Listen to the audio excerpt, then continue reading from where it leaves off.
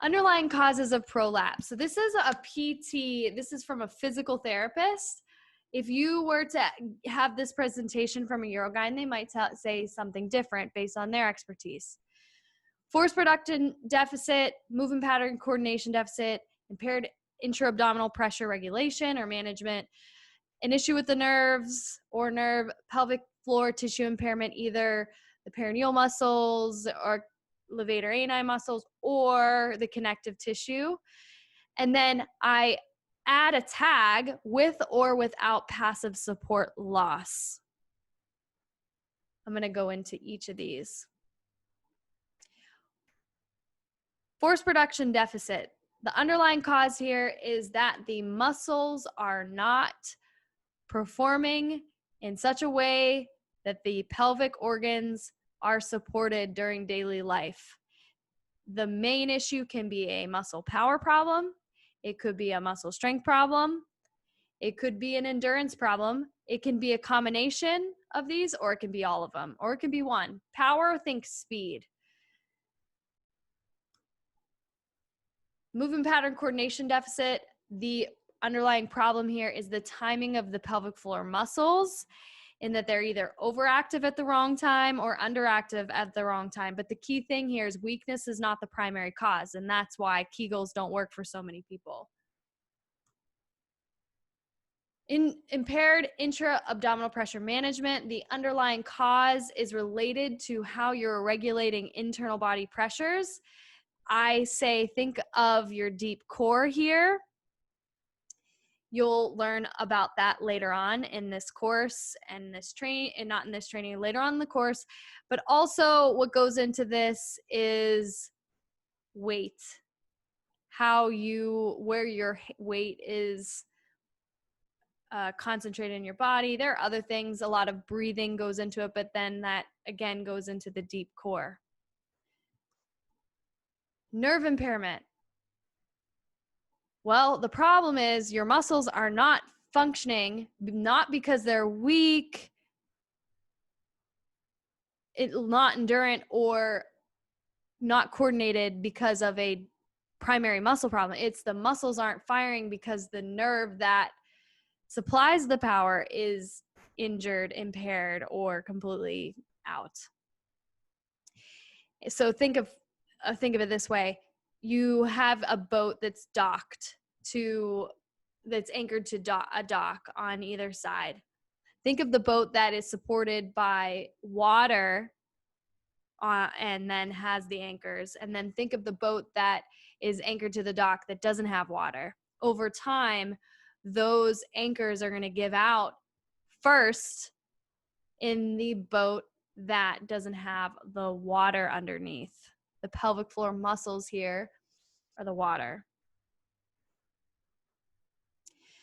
Pelvic floor tissue impairment. So that could be the muscles or the fascial support system that support the pelvic organs, and they're not functioning due to direct injury to the tissue. So the muscles would be the deep layer, the levator ani. The outer layers could be the perineal muscles. One that comes to mind that helps give the vaginal vault support is the bulbo cavernosus, and I've seen in before when that has been like pulled off the bone. You can have injury to the perineal membrane in layer 2, so that's a connective fascial structure, or the ATFP complex, which is also connective tissue that helps provide major support to the pelvic organs. You can also have impaired function of these muscles and or fascial support structures because of an underlying hormone problem, low estrogen being one of the most common that I see. And I highlight this because this is the approach different. You need a multidisciplinary team here. I can't treat the estrogen problem.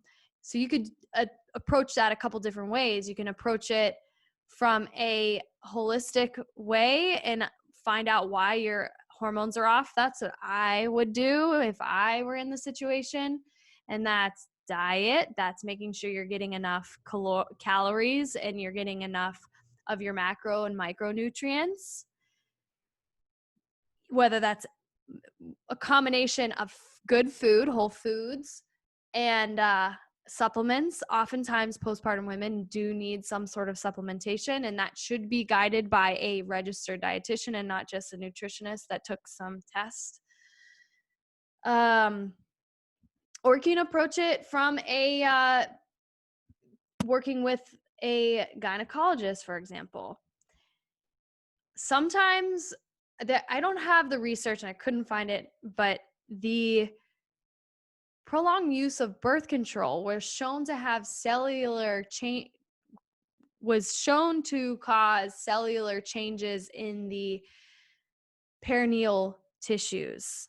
So there's actual changes in on the cellular level of the muscles because of birth control. So that would potentially need a supplementation from something that your gynecologist can prescribe you. If it's hormones because of GI dysfunction or something that could be fixed by good sleep, healthy levels of exercise, healthy weight management, healthy stress management, then hopefully that will figure itself out, but it does take time. How does direct injury to the tissue occur? Well, that could be a forceps or vac-assisted delivery. It could be tearing. It could be a laceration. It could be from a sexually transmitted infection. Risk factors for postpartum women: having a big baby, 8 to 10 pounds plus. And then, of course, that depends on your pelvic structure. Prolonged pushing. I mentioned forceps, vac-assisted delivery, a really fast delivery. I put a question mark because that isn't always included in the literature, but I know that a muscle that's highly stretched and that is rapidly stretched even further is a problem. Hypermobility of your connective tissues elsewhere in your joints. Comorbidities like diabetes, problems with your heart, anything related to the metabolic system. Multiple vaginal deliveries, history of pelvic surgery, say you had a pelvic fracture and you needed that repaired, and then lifestyle habits. Not only, so you have your job functions, what you do during your sports and fitness activities, and then how you go about your day. Like, are you holding your breath all the time? Are you straining to poop? Are you holding your breath when you transition? Those kinds of things.